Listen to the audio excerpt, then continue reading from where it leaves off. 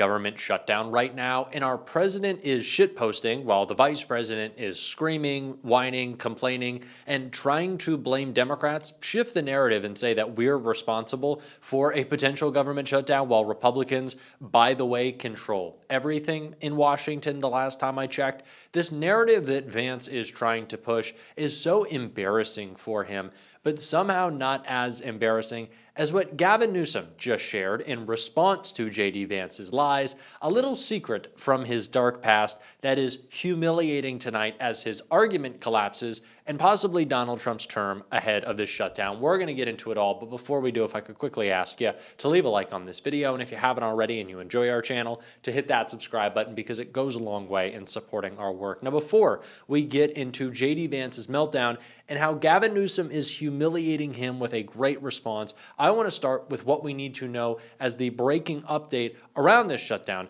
that we got from Eric Swalwell, who summarized this situation so perfectly. Well, I don't want to fund this government as is. And so that's what's really on the line here. This government is not killing cancer. It's killing cancer research. This government is not lowering your healthcare costs. It's increasing it as people go in to open enrollment. But you're having a short-term, long-term problem. You're having a short-term, this is kind of a short-term, long-term conversation. Long-term, many Democrats would agree with what you're saying right there. Short-term, your option is, as we get to this every time, and I've covered these for, I don't know, I feel like I'm a million years old at this point, it's either coming down to you're facing at this moment, you're either going to fund the government as is, talk about the healthcare subsidies later, or the government's going to be shut down. Which option are you most comfortable with? I'm not comfortable with this Republican tyrannical government. So I'm not co-signing on that, Kate, and I don't think anyone should. Now, if they are, going to, as I said, change their deportation policy and not get rid of innocent Americans who are contributing to our economy, if they're going to lower health care costs and not get rid of the subsidies and Medicare cuts that they put in place, and if they are going to, as I referred to earlier, put back in place cancer research, as 40% of Americans are going to find out this year that they have a cancer diagnosis, I would sign off on that. But why would we want to continue to be, co-signees on this madness that is hurting our friends and neighbors and making us look less and less like America? This is a Republican-run government. They have the White House, the House, and the Senate. They've had Donald Trump's job is the chief executive of the United States. And right now, and throughout his entire term, he has not executed on the laws that Congress has passed. Donald Trump is not following appropriations as should be done by the law. Donald Trump doesn't actually give a shit what Congress tells him to do, and most of the time,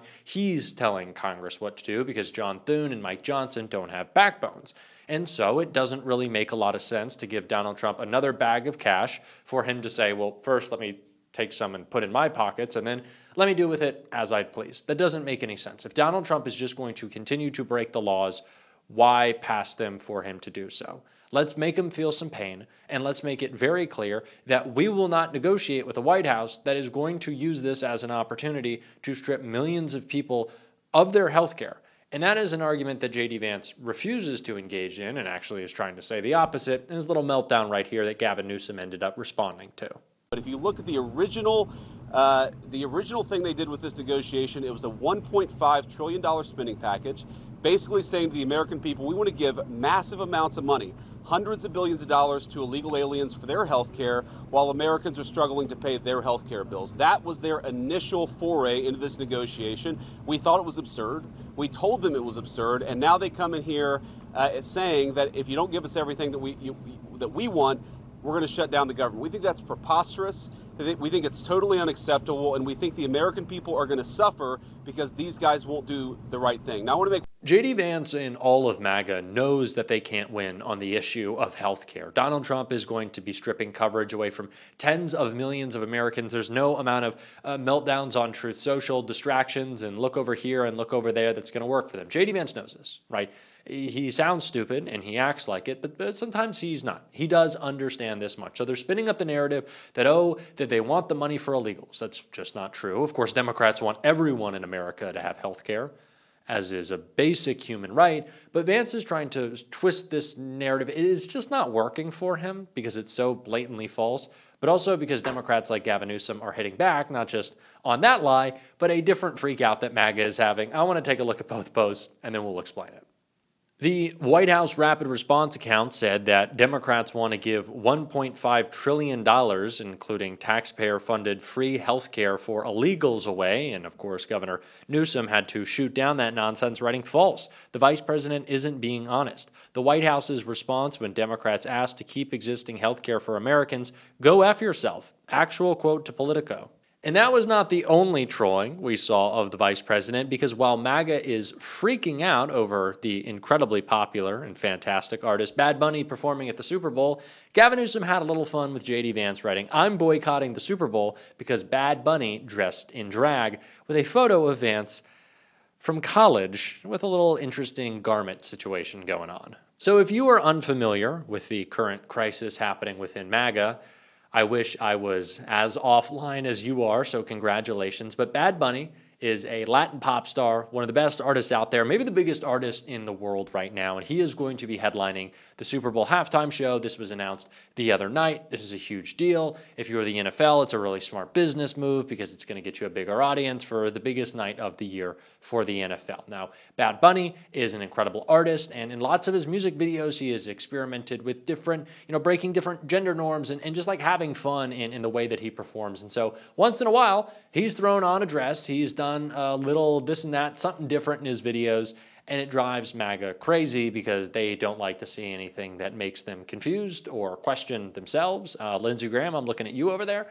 And Bad Bunny is just an incredible artist making great art. But MAGA, not just because of that, but also because, of course, he's brown, and so that really explodes their minds, is freaking out and saying that they're going to boycott the NFL and that they're going to boycott the Super Bowl, and we got to cancel this because of, cancel culture is back for MAGA because we're canceling Jimmy Kimmel, we're canceling Stephen Colbert, and now we're canceling the NFL. I really can't keep up with what these guys hate, but it's just so funny for Newsom to bring that photo back up, which of course reemerged the Vance on the campaign trail, because it just highlights a couple of things for me. One, the hypocrisy of MAGA that is so ever present in everything that they do, but really just how far JD Vance has come.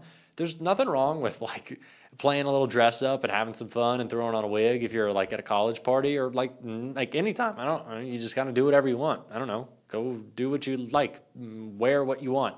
Be comfortable in your own skin. I really don't give a fuck.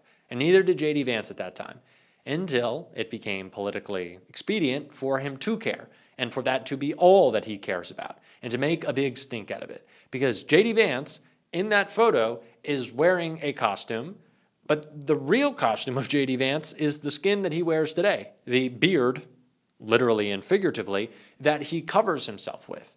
JD Vance is a different guy.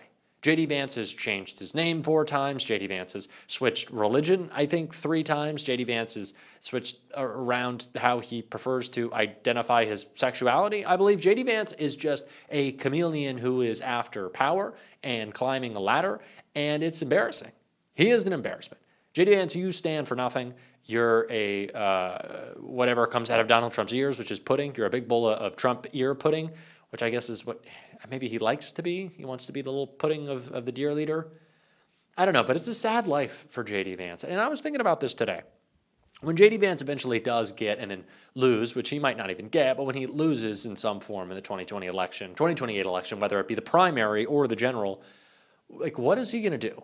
I would love to just have a documentary crew follow JD Vance around after that loss and see him trying to grapple with what his life is, that there is no real purpose, that JD doesn't have anything that he holds dear, that there's nothing he really wants to accomplish because power is out of his reach now, and so he's just left to fend for himself and kind of figure out what meaning he has, which is none.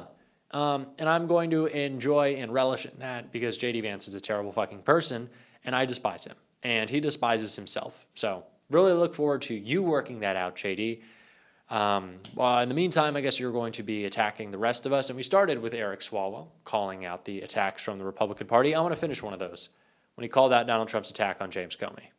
Donald Trump seems hell-bent on not going after the physical threats to you and to your viewers, but rather going after his perceived political opponents. So I don't want to set aside because it's not who we are as a democracy. I mean, he is weaponizing the Department of Justice, going after his political enemies, but what does it mean to everyday Americans? We're seeing an escalation of mass shootings again. Obviously, we had the Kirk assassination and a political assassination on an ICE facility last week, shootings over the weekend in North Carolina and Michigan. And so if law enforcement is pulled off the case to work on the president's political opponents, what does that mean for the rest of us? That's what concerns me. And then Kate, just as the senior Democrat overseeing the January 6th committee, what is being put out there and what Donald Trump is trying to tell people is not what happened. FBI agents, of course they responded to January 6th, just like every other law enforcement agency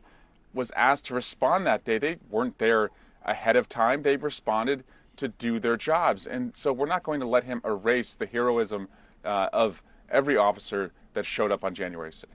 When you say you're not going to let them, I also heard in relation to, this was James Comey, you say last week that your committee, Judiciary, has the power to step in and kind of stop some of this. But how, Congressman, especially being in the minority?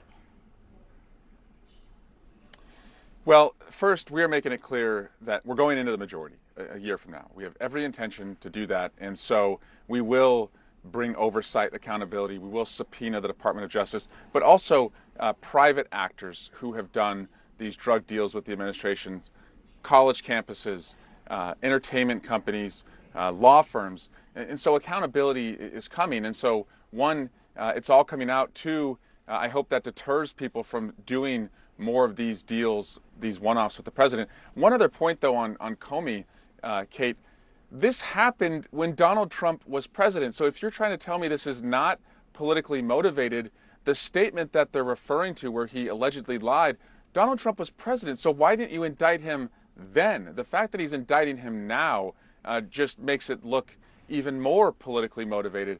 And so I'm pretty confident that this will either be dismissed or Mr. Comey will be acquitted by a jury of his peers. Once again, talk about cancel culture. These people are hypocrites constantly. There's nothing that grounds them. They really do have no values. And we are going to continue to point that out, of course, on this show every single day. And if you want to support that, as always, you can hit that subscribe button, leave a like on this video. If you stuck around to the end, drop a blue heart in the comments. And if you want to support the show in another way, you can become a free or paid subscriber to my Substack, linked here or down below. It's a great way to support the show. Keep on fighting. Don't let them silence you. And until next time, I'll see you soon.